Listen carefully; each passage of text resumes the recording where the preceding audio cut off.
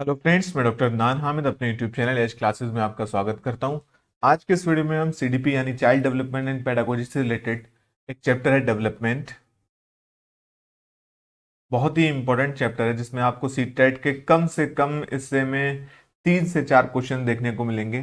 तो इससे रिलेटेड हम कुछ बहुत ही इंपॉर्टेंट क्वेश्चंस के बारे में डिस्कस करेंगे। एमसीक्यूज क्वेश्चंस होंगे जिनको हम बहुत ही ज़्यादा डिटेल्ड में डिस्कस करेंगे और कॉन्सेप्चुअल क्लैरिटी के साथ डिस्कस करेंगे। तो पहला क्वेश्चन है हमारा कि डेवलपमेंट इज डिपेंडेंट अपॉन, यानी विकास निम्न में से किस पर निर्भर करता है। जेनेटिक मेकअप, जिसको हम कहते हैं आनुवांशिक बनावट, फिजिकल इन्वायरमेंट, भौतिक वातावरण, सोशो कल्चरल फैक्टर या सामाजिक सांस्कृतिक कारक। तो हमें इनमें से चूज करना है कि कौन कौन से फैक्टर्स होते हैं जो समाज के जो डेवलपमेंट जिन पर डिपेंड करता है। तो देखिए, जब भी कोई भी बच्चा होता है तो सबसे पहले तो उसके जेनेटिक यानी अनुवांशिकी अनुवांशिकता, यानी कि उसको अपने पेरेंट्स से क्या मिल रहा है थ्रू क्रोमोसोम्स और जीन्स क्या मिल रहा है, ठीक है। दूसरा उसका चीज आता है जो फिजिकल इन्वायरमेंट है। अब फिजिकल इन्वायरमेंट में सारा कुछ चीजें हो आ जाती हैं हमारे, कि वो किस माहौल में रह रहा है, माहौल कैसा है वहां का, क्या उसको सारी चीजें खाना पीना मिल रहा है सही से, क्योंकि खाना पीना सही से मिलेगा तभी फिजिकल ग्रोथ होगी, तभी उसकी जो है सारी सारी चीजें डेवलप होंगी। प्लस इसमें हम एक और चीज अगर इंक्लूड कर लें जो कि पार्ट होता है फिजिकल इन्वायरमेंट है, सोशल इन्वायरमेंट। सोशल इन्वायरमेंट जिसमें हम कहते हैं ना कि लोग कहते हैं कि अच्छों के साथ रहो तो अच्छी समझ आती है, बुरे लोगों के साथ रहो तो बुरे कामों में पड़ते हैं। तो बच्चे को जेनेटिक्स क्या मिले, किस फिजिकल इन्वायरमेंट में वो रह रहा है और किस सोशल इन्वायरमेंट में वो रह रहा है, यानी वो किन लोगों के साथ उठता बैठता है, किन लोगों से घुलता मिलता है, कौन उसके दोस्त हैं। तो इन सब चीजों उसका बच्चे का जो डेवलपमेंट होता है इन सारी चीजों पर डेवलप करेगा, डिपेंड करेगा डेवलपमेंट, यानी बच्चे का विकास। अगर बच्चे को सारी चीजें मतलब अपने पेरेंट्स से जो जेनेटिक चीजें मिली हैं, एक नॉर्मल बच्चा पैदा हुआ है जिसको कोई डिसेबिलिटी या कोई मेंटल डिसऑर्डर या कोई चीज प्रॉब्लम नहीं है, और वो एक अच्छे इन्वायरमेंट में फिजिकल इन्वायरमेंट में रहता है जहां उसको खाना पीना रहना सही से हो जाता है उसका, तो यहाँ पर ये चीज नॉर्मल हुई, ये चीज नॉर्मल हुई। प्लस दूसरा सोशल इन्वायरमेंट, जबकि बच्चा अगर देखिए अगर सोशल इन्वायरमेंट सोशल इंटरेक्शन नहीं होगा, बहुत से बच्चे ऐसे रह जाते हैं आजकल हम अपनी फैमिलीज में देखें तो कि उन वो जॉब करने के चक्कर में पेरेंट्स चले गए कहीं बाहर शिफ्ट हो गए। अब उनके पास कोई ऐसा नहीं है कि सोसाइटी में बिल्डिंग में किसी से मिले जुले करें इंटरेक्शन हो, तो यहाँ पर बच्चों का सोशल डेवलपमेंट नहीं हो पाता है। बच्चों के अंदर बहुत सारी चीजें हैं कि किस तरीके से हमें दूसरों के साथ व्यवहार करना है, या क्या किस तरीके से हमें क्या करना है, तो यहाँ पर सोशल डेवलपमेंट बच्चों का नहीं हो पाता है। तो अगर हम इस क्वेश्चन की बात करें तो डेवलपमेंट जो डिपेंड करता है वो तीनों की तीनों चीजें, जेनेटिक यानी अनुवांशिक, physical environment and socio cultural factor. तो हमारा डी ऑप्शन जो इसमें है, इसमें तीनों ऑप्शन है, तो डी ऑप्शन इसमें हमारा करेक्ट हो जाएगा कि डेवलपमेंट जो होता है वो तीनों की तीनों चीजों पर डिपेंड करता है। कहीं कहीं आपको ऑप्शन मिलेगा सिर्फ अनुवांशिकी एवं पर्यावरण, तो ये ऑप्शन भी इसका करेक्ट हो जाता है। अब इस पर्यावरण में फिजिकल और सोशल फैक्टर्स सारे के सारे यहां पर आ जाते हैं, सांस्कृतिक कारक सब कुछ आ जाएगा यहां पर। ठीक है, बढ़ते हैं अपने नेक्स्ट क्वेश्चन की तरफ। एज पर कंटेम्प्रेरी परस्पेक्टिव, समकालीन विचारधाराओं के अनुसार बाल विकास की प्रक्रिया, the course of child development is uniform across children and specific milestones are definitely achieve by all children as they reach at certain level, यानी सभी बच्चों के लिए एक समान है और सभी बच्चे एक निश्चित आयु तक, सभी बच्चे एक निश्चित आयु तक विशिष्ट विशिष्ट निर्धारित लक्ष्य अवश्य प्राप्त कर लेते हैं। देखिए, इस अगर ऑप्शन को हम डिस्कस करें तो देखिए एक पैटर्न जो है ना, जो पैटर्न है डेवलपमेंट का वो तो फिक्स है कि पहले इन्फेंसी आएगी यानी शैशवावस्था आएगी, इन्फेंसी जिसको हम कहते हैं या शैशवावस्था कहते हैं। उसके बाद चाइल्डहुड आएगा,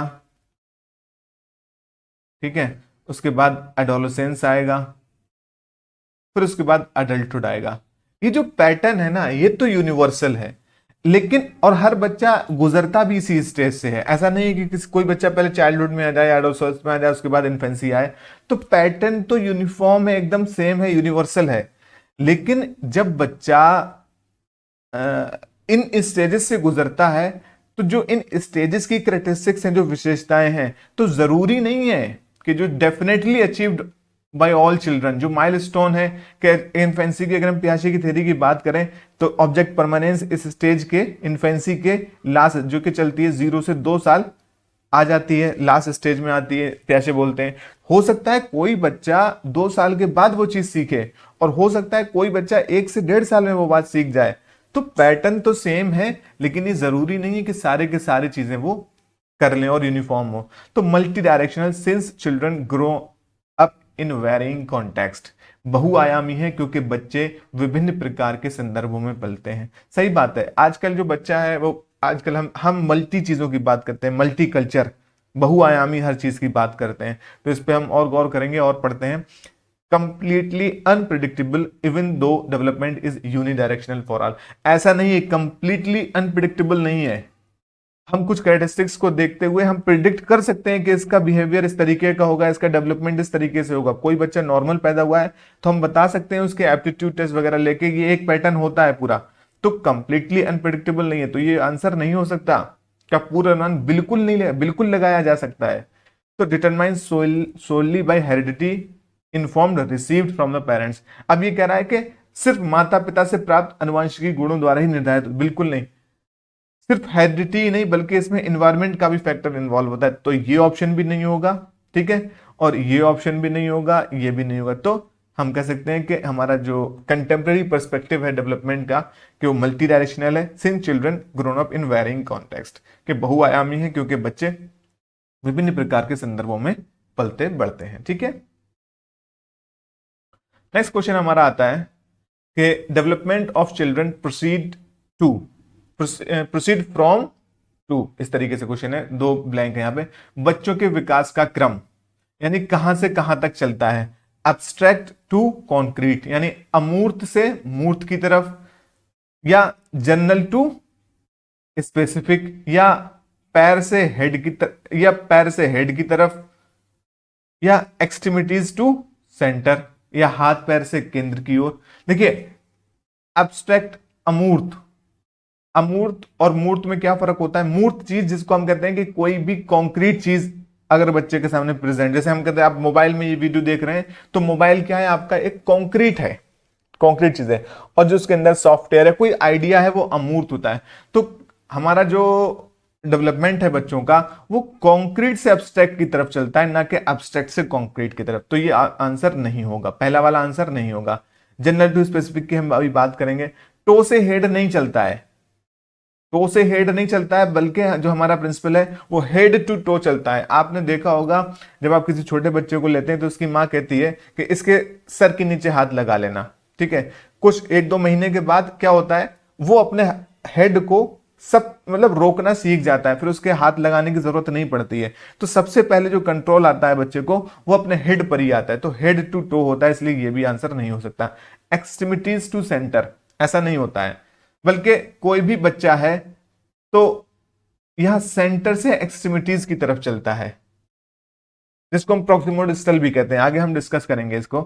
तो सबसे पहले जो इसमें हमारा जो करेक्ट ऑप्शन है वो है जर्नल टू स्पेसिफिक। पहले बच्चा जनरल चीजों को सीखता है, ठीक है, उसके बाद वो स्पेसिफिक की तरफ बढ़ता है, यानी सामान्य से विशिष्ट की ओर हमारा करेक्ट आंसर हो जाएगा ये। ठीक है, बढ़ते हैं नेक्स्ट क्वेश्चन की तरफ।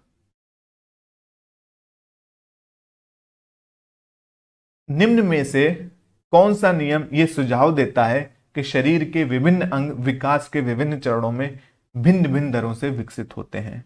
यानी which of the following principle suggest that different body parts develop at different rates at various stages of development.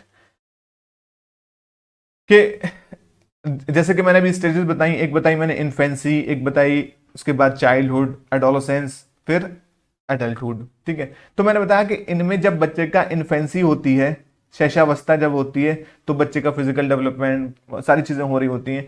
तो ये जो चीजें हैं कि different body parts developed eight different rates, कि उसका हेड पे कंट्रोल पहले आएगा, हाथ पे बाद में आएगा, और ये डेवलपमेंट जो हो रहा है पहले क्या चीज बढ़ेगी, तो वो किस उस पर डिपेंड करता है। डेवलपमेंट इज यूनिडायमेंशनल, ये बात तो हम बिल्कुल नहीं मानते। विकास को एक आयामी नहीं बल्कि बहुआयामी मानते हैं। डेवलपमेंट इज अनडायरेक्शनल, नहीं बल्कि एक डायरेक्शनल होता है, एक डायरेक्शन के हिसाब से चलता है, तो ये भी नहीं होगा। Development is a discontinuous process, ये भी नहीं होगा। विकास बल्कि एक सतत प्रक्रिया है। तो direction of development is proximodistal and cephalocaudal. अभी हम बात करेंगे इसकी सिफेलोकॉर्डल, और जिसको हम कहते हैं विकास की दिशा अधोगामी एवं शीर्षगामी। प्रॉक्सिमोडिस्टल, प्रॉक्सिमोडिस्टल क्या होता है? प्रॉक्सिमोडिस्टल, इसको हम कहते हैं अधोगामी। देखिए अभी हम बात कर रहे थे एक्सट्रीमिटीज टू सेंटर, यानी ये कोई बच्चा है तो आपने देखा होगा विकास जो चलता है वो सेंटर से बाहर की तरफ चलता है, सेंटर से बाहर की तरफ चलेगा विकास। फॉर एग्जाम्पल ये किसी बच्चे का हाथ है, ठीक है, तो सबसे पहले उसे क्या आएगा, सबसे पहले उसे अपने पूरे हाथ पे कंट्रोल आएगा, वो पूरे हाथ को चलाना सीखेगा, ठीक है। फिर उसके बाद अपनी पूरी उस पंजे को चलाना सीखेगा जो पूरा उसका हाथ है, ठीक है।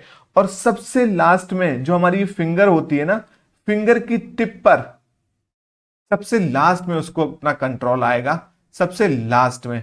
अगर आप किसी बच्चे से कहो कि ये पेन पकड़ लो, तो वो अपने पूरे पाम की, पूरे हथेली की मदद से पेन को पकड़ लेगा।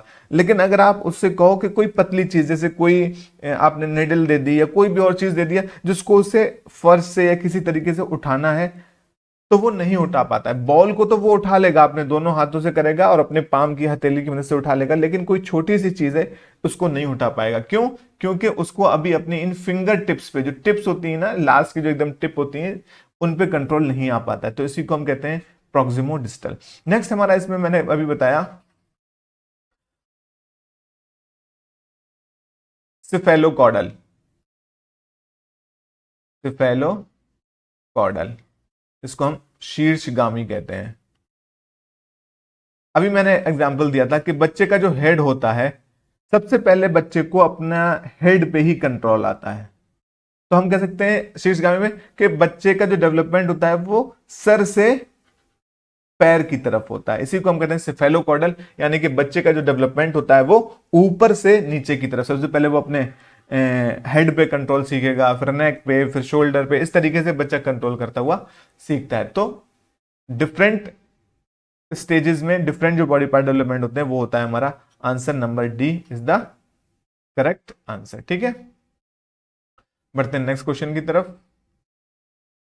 डेवलपमेंट चेंजेस यानी विकासात्मक परिवर्तन occur at universal pace in children across culture. देखो यूनिवर्सल पेस नहीं हो सकता, सारे बच्चे एक ही पेस से गुजरे, बल्कि यूनिवर्सल पैटर्न तो होता है, बल्कि पेस नहीं होगा, ठीक है। सभी संस्कृतियों के बच्चों में सार्वभौमिक गति नहीं होती है, गति हर, बल्कि अगर अक्रॉस कल्चर नहीं बल्कि सेम कल्चर सेम घर के बच्चे भी, एक बच्चा आपने देखा होगा कि बोलना 10 महीने में सीख गया, कोई बच्चा 12 महीने में सीख गया, कोई बच्चा चलना 15 महीने में सीखा, तो कोई 18 महीने में सीखा।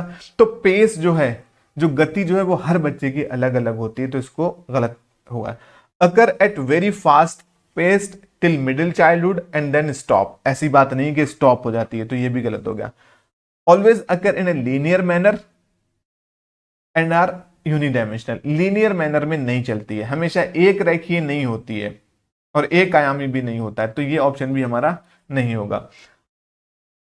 Are an interplay of heredity factor and environmental influences, developmental changes जो होते हैं किसी भी इंडिविजुअल में, किसी भी इंडिविजुअल की जो पर्सनालिटी बनती है किसी बच्चे की, वो पूरा होता है हेरिडिटी फैक्टर्स और इन्वायरमेंटल फैक्टर्स का इन्फ्लुएंसेस, जो हमने पहले क्वेश्चन में पढ़ा था। तो ऑप्शन नंबर डी हमारा करेक्ट आंसर इसका भी हो जाएगा, ठीक है।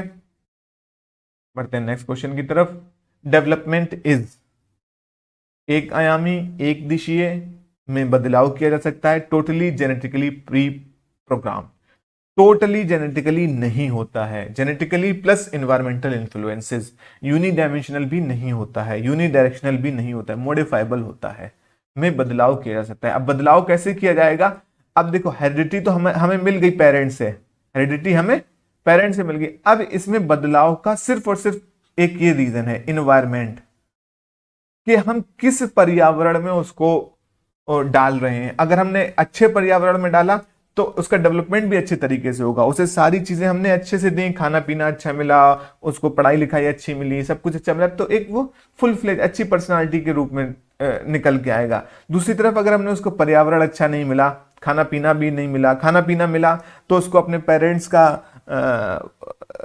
लव एंड अफेक्शन नहीं मिला, सपोज दैट पेरेंट्स के बीच डिवोर्स हो गई, तलाक हो गई, तो वो बच्चे अलग टाइप के बच्चे निकलते हैं। उनको कुछ जो है उनको कुछ इमोशनल प्रॉब्लम्स भी हो सकती हैं, या वो किसी गलत आदत में भी पड़ सकते हैं। तो यहां पर क्या है कि जो डेवलपमेंट जो होता है बच्चे वो दोनों चीजों पर डिपेंड करता है, हेरिडिटी प्लस इन्वायरमेंट। तो हम कह सकते हैं कि अगर हम किसी भी बच्चे के डेवलपमेंट को अगर मॉडिफाई करना चाहते हैं, क्योंकि हेरिडिटी तो हमें मिल गई, जैसे ही बच्चा पैदा हुआ हेरिडिटी मिल गई, अब उसके इन्वायरमेंट को इंटरप्रेट करके उसको चेंज करके हम किसी भी बच्चे के डेवलपमेंट को मॉडिफाई कर सकते हैं।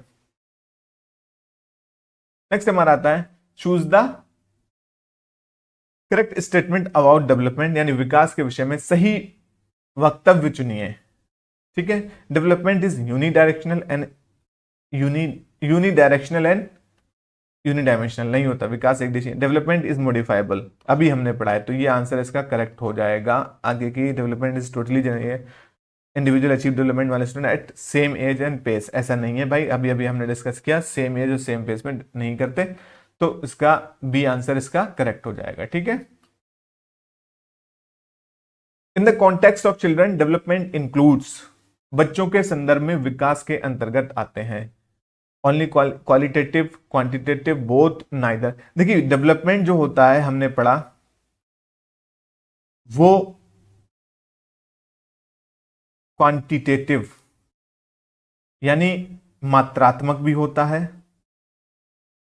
प्लस क्वालिटेटिव यानी गुणात्मक भी होता है। दूसरा इसका एक और पार्ट आता है जिसकी हम बात करते हैं, ग्रोथ एंड डेवलपमेंट। तो अगर हम ग्रोथ की बात करें तो ग्रोथ जो होती है किसी भी बच्चे की, वो सिर्फ मात्रात्मक होती है, जिसको हम कहते हैं क्वांटिटेटिव। जैसे किसी बच्चे की हाइट है आज 3 फीट है, 6 महीने बाद उसकी 4 फीट हो गई, तो वो ग्रोथ है, उसने 1 फीट का ग्रोथ हुआ। किसी बच्चे का वेट अभी 40 केजी है, तो अगले 2-4 महीने में उसका वेट 50 केजी हो गया, तो वो ग्रोथ हो गया। लेकिन अगर हम डेवलपमेंट की बात करें तो हमने कहा उसका सोशल डेवलपमेंट हो रहा है, तो अगर वो कितना सोशल डेवलपमेंट हुआ हम उसको मेजर नहीं कर सकते, वो एक क्वालिटी है। तो डेवलपमेंट क्या होता है, क्वांटिटेटिव भी होता है और क्वालिटेटिव भी होता है। ठीक है, बढ़ते हैं हम नेक्स्ट क्वेश्चन की तरफ अपने। As an infant Raghav was deprived of personal affection. Raghav जब शिशु था तब उसे माता पिता से स्नेह से वंचित रहना पड़ा। जैसा कि मैंने अभी बात की थी, हेरिडिटी प्लस इन्वायरमेंट, के इन्वायरमेंट में अगर किसी बच्चे का कोई चीज होता है, तो राघव एक ऐसा बच्चा है जिसको अपने माता पिता के स्नेह से वंचित रहना पड़ा। बाल्यावस्था के चरण में उसे बहुत संवेदनशील अध्यापक मिले।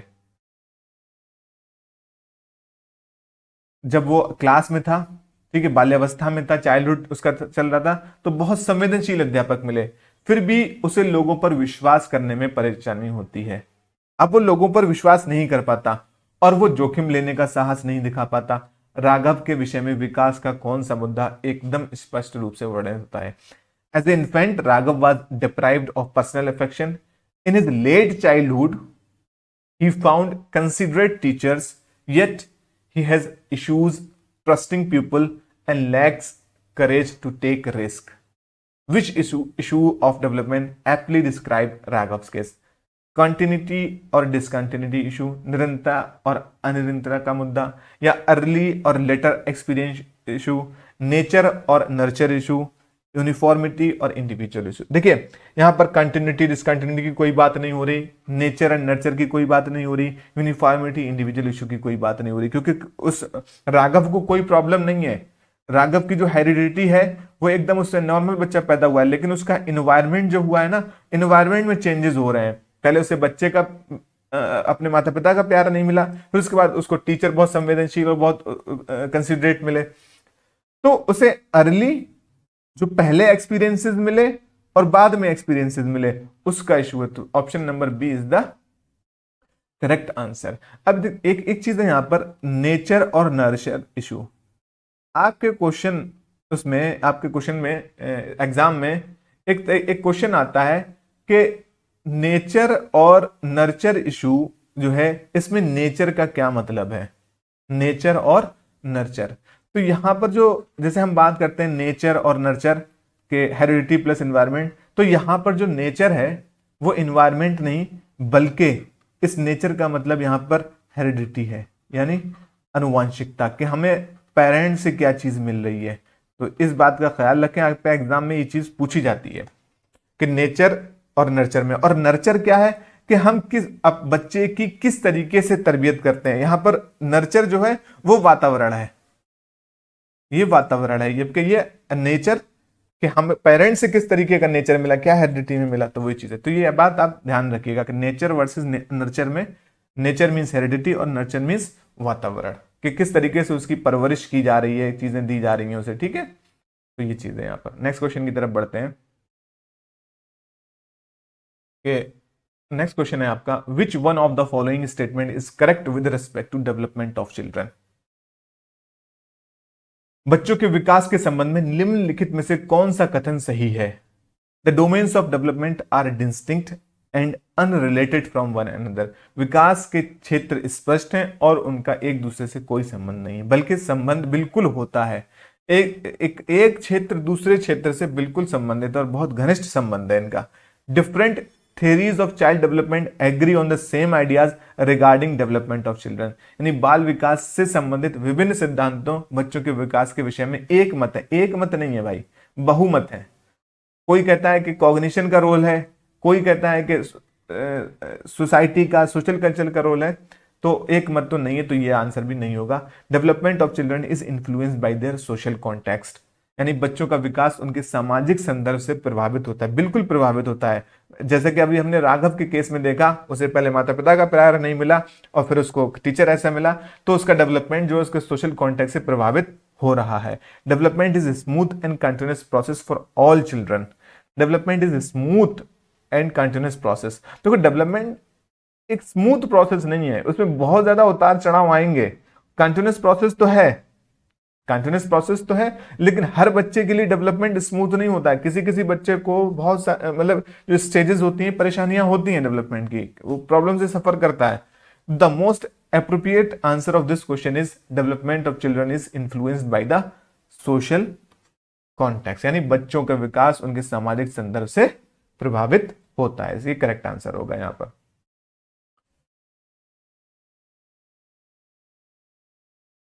The developmental theorist who view process of development as having substantial plasticity throughout life are likely to emphasize the importance of।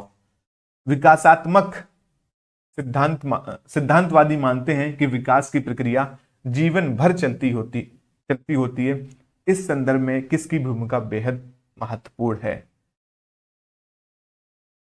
जीवन भर चलती होती है, इस पे गौर कीजिए। यहां पर जीवन भर चलती है, तो हेरिडिटी तो हमें मिल गई एक बार, ठीक है। अब उसके बेसिस पर हेरिडिटी क्या है, एक तरीके से ये ना फाउंडेशन है डेवलपमेंट की, ये फाउंडेशन है, ये बुनियाद है, इसी के ऊपर बिल्डिंग का बन रहा है।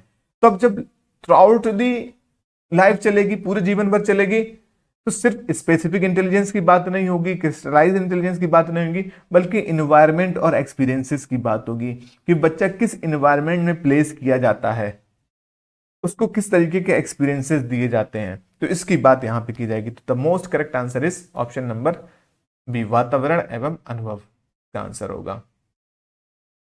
नेक्स्ट क्वेश्चन है, discontinuity in the development process refers.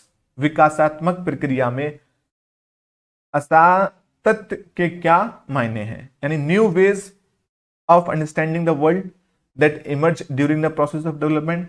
विकास की प्रक्रिया के दौरान उभरने वाले नए तरीके से जो संसार को समझने में मदद करता है, discontinuity. Negative breaks in the development process, negative break तो नहीं कहेंगे हम इसको, और डाउनवर्ड निगेटिव ये भी नहीं कहेंगे कि विकास की प्रक्रिया में अधोमुखी गिरावट नहीं आती है। इंफीरेंस इन द डेवलपमेंटल प्रोसेस, विकास की प्रक्रिया में हस्तक्षेप, इसको भी नहीं कहेंगे। देखिए डिसकंटिन्यूटी, बहुत सारे जो एजुकेशनिस्ट हैं, जो साइकोलॉजिस्ट हैं, वो डेवलपमेंट को डिसकंटिन्यूस प्रोसेस मानते हैं, डिस्क्रीट प्रोसेस मानते हैं। तो वो कहते हैं कि ये जो एक फेज से दूसरे फेज में जाना है, वो ये इसलिए होता है कि new ways of understanding the world that emerge during the process of development, यानी विकास की प्रक्रिया के दौरान उभरने वाले नए तरीके जो संसार को समझने में मदद करते हैं, ये वो चीज होती है। तो option number A is the correct answer. Next question है, thought becomes abstract and idealistic during the period of, किस अवधि के दौरान विचार अमूर्त और आदर्शवादी हो जाते हैं? देखिए infancy, middlehood, early childhood and adolescence. Abstract, प्याशे की जो थ्योरी थे, प्याशे ने 4 स्टेजेस दी हैं। पहली दी है उन्होंने इन्फेंसी, ठीक है, जो 0 से 2 साल तक चलती है। उसके बाद उन्होंने दिया है प्री ऑपरेशनल, ठीक है, जो 2 से 7 साल तक चलती है। फिर उसके बाद उन्होंने दिया है कॉन्क्रीट ऑपरेशनल, जो 7 से 11 साल तक चलती है। इसके बाद उन्होंने दिया फॉर्मल ऑपरेशनल, जो 11 एंड अब चलती है। ये हमारी जो स्टेज होती है। अब देखो इन्फेंसी में सिर्फ अभी बच्चा 2 साल का है, वो चीजें नहीं समझ पाता है। प्री ऑपरेशनल के लास्ट में बच्चा 7 साल का है, और इसका तो नाम ही है कॉन्क्रीट ऑपरेशनल स्टेज। तो यहां पर अमूर्त चीजें तो, मूर्त चीजें तो वो सीख जाता है, मूर्त, लेकिन अमूर्त चीजों की उसे अंडरस्टैंडिंग नहीं आती है। तो जो फॉर्मल स्टेज है, यहां पर बच्चा अमूर्त चीजें या अब्स्ट्रैक्ट हम कहें, वो चीजों को सीख जाता है, एकदम अच्छे से उसको आइडिया हो जाता है। जब 11 एंड अबव, तो 11 एंड अबव पे जब हम चीजें आती हैं, तो हमारा तकरीबन बच्चा एडोलेसेंस की स्टेज पर पहुंच रहा होता है। तो इसका करेक्ट आंसर होगा, अगर आपने प्याशे की थ्योरी को नहीं पढ़ा है तो चैनल पर प्याशे की थ्योरी, एक थ्योरी क्लास पड़ी हुई है, प्लस उसके बाद तकरीबन 30 क्वेश्चंस का एक पूरा एक सेशन पड़ा हुआ है। उसके बाद 15 मिनट की जो इंपॉर्टेंट पॉइंट्स हैं प्याशे की थ्योरी से रिलेटेड, वो सब उसमें पड़ा हुआ है। मैं इस वीडियो के डिस्क्रिप्शन में सारे लिंक दे दूंगा। पूरा एक सीडीपी बनी हुई है, सीडीपी की, वो मैं पूरा लिंक इसमें दे दूंगा डिस्क्रिप्शन क्लासेस का, आप जाके देख सकते हैं उनको, उन वीडियोस को। तो हम बात कर रहे थे कि एब्स्ट्रैक्ट और आइडियलिस्टिक कब होते हैं, तो वो हमारे एडोलेसेंस की यानी किशोरावस्था की स्टेज में बन के हो पाते हैं। नेक्स्ट क्वेश्चन है हमारा, असर्शन है, कथन है, cognitive development progress quite rapidly till middle childhood and then comes to a stop, यानी संज्ञानात्मक विकास मध्य बाल्यावस्था तक तेजी से हो जाता है और फिर ठहर जाता है। नहीं, ऐसा नहीं होता है कि ठहरता नहीं है, स्टॉप नहीं होता है। Human beings cannot learn new things after the stage of middle, बिल्कुल बात नहीं है। सीखना सिखाना पूरी जिंदगी भर चलता है। तो ये दोनों कथन गलत हैं, असर्शन भी गलत है और रीजन भी गलत है इसका। Option number D, both A and R false is the correct answer.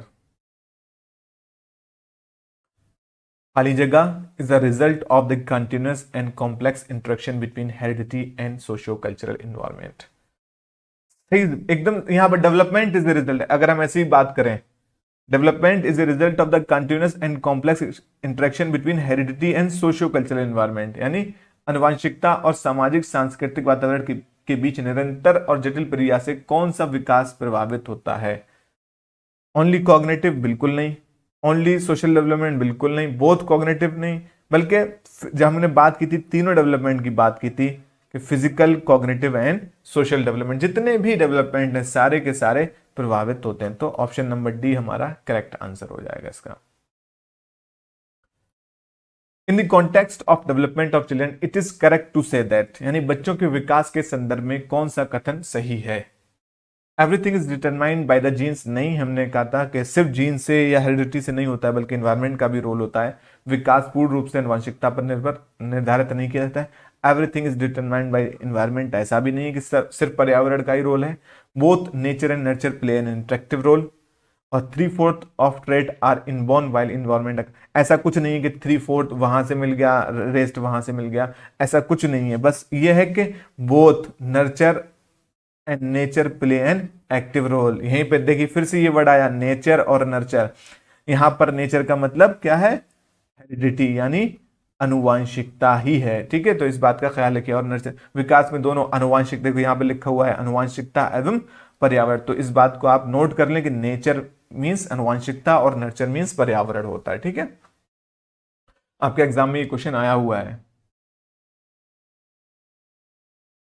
तो नेक्स्ट क्वेश्चन की तरफ बढ़ते हैं। असर्शन है the age ranges prescribed for development milestone are only averages. विकासात्मक प्रतिमान की निर्धारित उम्र सीमा केवल औसत उम्र सीमा दर्शाती है।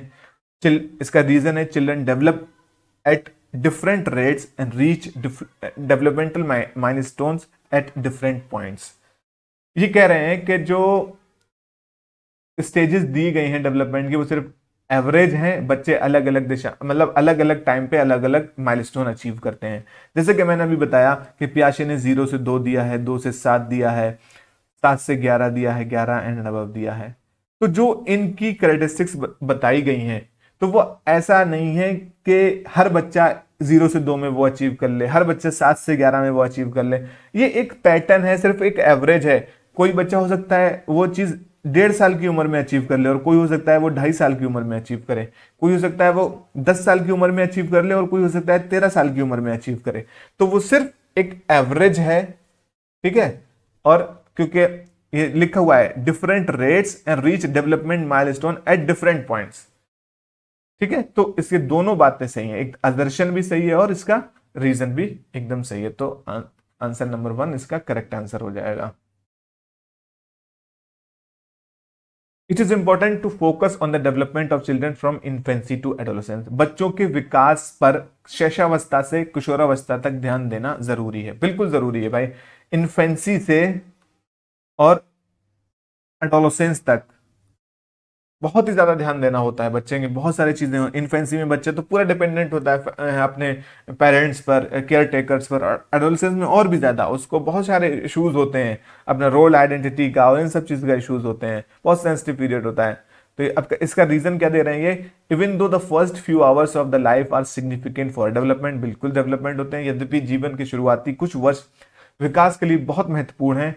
मस्तिष्क नवीनता के दृष्टिकोण से पूरी बाल्यावस्था और किशोरावस्था संवेदनशील अवधि है। बिल्कुल, the point of view of brain plasticity the whole childhood and adolescence is very sensitive period. तो इसका both A and R is the correct answer, यानी ए इसका करेक्ट आंसर हो जाएगा। ठीक है,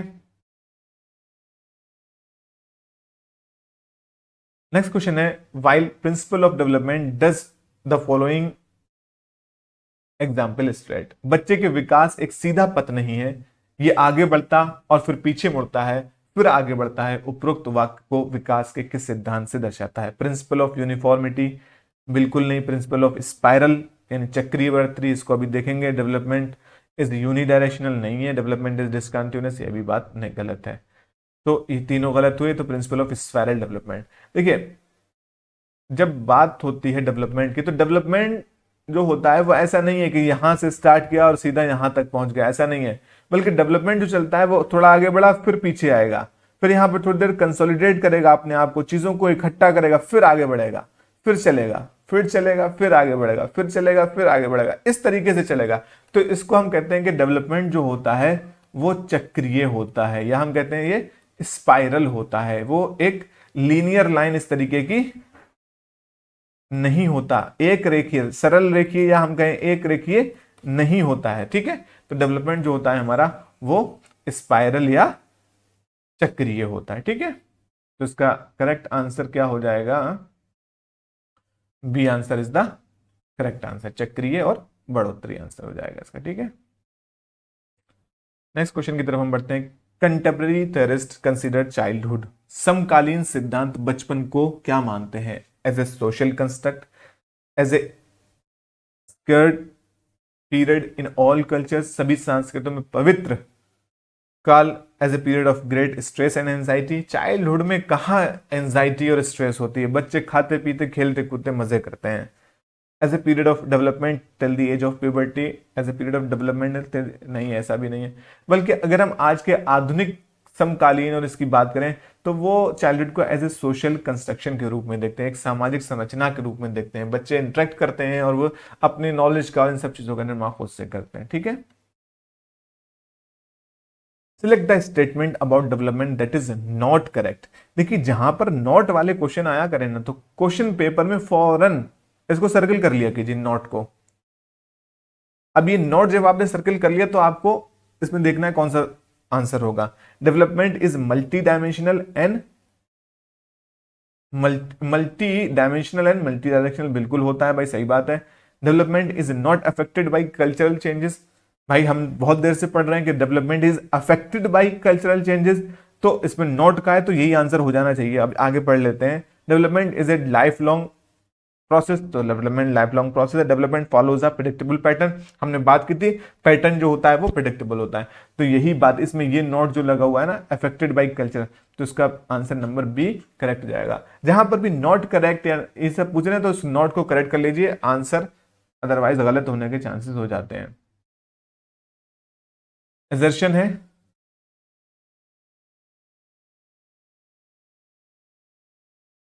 साउंड न्यूट्रिशन यानी सही पोषण, एडिक्यूट स्लीप यानी पर्याप्त नींद, फिजिकल एक्टिविटी जो शारीरिक गतिविधि है, promote children's abilities to engage in social interaction which in turn stimulate growth, cognitive growth. ठीक है, ये कह रहा है कि सही पोषण, पर्याप्त नींद और शारीरिक गतिविधि बच्चों की सामाजिक अंतःक्रियाओं में संलग्न होने की योग्यता को समन्वित करती है, जो परिणाम स्वरूप संज्ञानात्मक वृद्धि को उद्दीपित करता है। सही बात है बिल्कुल, जब बच्चा सही से खाएगा, सही से सोएगा, खेलेगा कूदेगा तो उसका सोशल इंटरेक्शन भी बढ़ेगा और अल्टीमेटली उसकी जो संज्ञानात्मक विकास है, जो कॉग्निटिव ग्रोथ है वो भी होगा। अब इसका रीजन क्या कह रहे हैं कि all domains of development are inter related and influence each other. अब देखो ऑल डोमेन्स, हम किन किन डोमेन्स की अगर हम बात करते हैं, पियाजे ब्लूम बात करते हैं यहां पर कॉग्निटिव डोमेन, कॉग्निटिव डोमेन जिसको हम कहते हैं संज्ञानात्मक, दूसरा हमारा आता है अफेक्टिव जिसको हम इमोशनल कहते हैं, इसमें तीसरा हमारा आता है साइकोमोटर यानी गति। अब देखो यहां पर साउंड न्यूट्रिशन और सारी चीजें मिल रही हैं, एडुकेट स्लीप मिल रही है, फिजिकल एक्टिविटी हो रही है, अफेक्टिव वो सोशल लोगों से मिल रहा है, तो जाहिर सी बात है जब ये दोनों अच्छे चलेंगे तो हमारा कॉग्निटिव डोमेन भी एकदम आगे बढ़ेगा, क्योंकि हमारे सारे डोमेन जो हैं वो इंटर रिलेटेड हैं एक दूसरे से, एक दूसरे को वो जो है सप्लीमेंट करते हैं आगे को। अगर आपने ब्लूम टैक्सोनॉमी की वीडियो नहीं देखी है, ब्लूम इस ये कॉग्निटिव डोमेन, अफेक्टिव डोमेन और साइकोमोटर डोमेन के बारे में आपको अगर नहीं पता है तो मैं डिस्क्रिप्शन में उसका भी लिंक डाल दूंगा, आप उस वीडियो को भी जरूर देखें। और सीडीपी पढ़ने से पहले सीडीपी की शुरुआत ही वहीं से करना चाहिए कि हमें पढ़ना किस तरीके से, कैसे क्या करना है, किन किन चीज़ों को, तो ये वीडियोस आपके लिए बहुत हेल्पफुल रहेंगी। आपके सिलेबस में तो नहीं दिखेगा, लेकिन जब आप इन वीडियोस को देख लेंगे, इन चीज़ों के बारे में, ब्लूम टैक्सोनॉमी के बारे में पढ़ लेंगे तो आपकी अंडरस्टैंडिंग जो है बहुत अच्छी हो जाएगी। ठीक है, तो आपको चीज़ें समझने में आसानी रहेगी। नेक्स्ट क्वेश्चन है हमारा कि children should be provided with love, care and lot of opportunities to develop and learn in early childhood, कि बच्चों को आरंभिक बाल्यावस्था में विकास और अधिगम हेतु प्यार, देखभाल और बहुत से अवसर प्रदान करना चाहिए। क्यों करना चाहिए? Outcome of severely deprived children can be easily modified in later years, गंभीर रूप से वंचित बाल्यावस्था के परिणाम को बाद के वर्षों में बदलना बहुत आसान होता है। बिल्कुल आसान नहीं होता है बदलना, जैसे कि हमने अभी राघव के केस में पढ़ा था, अपना एक क्वेश्चन किया था कि उसको पहले अपने माता पिता का व्यवहार, प्यार नहीं मिला, फिर उसके बाद उसको टीचर तो इमोशनल मिला, लेकिन चीजों में फिर भी वो विश्वास नहीं कर पाता, चीजों को नहीं समझ कर पाता, तो उनको बदलना आसान नहीं होता है।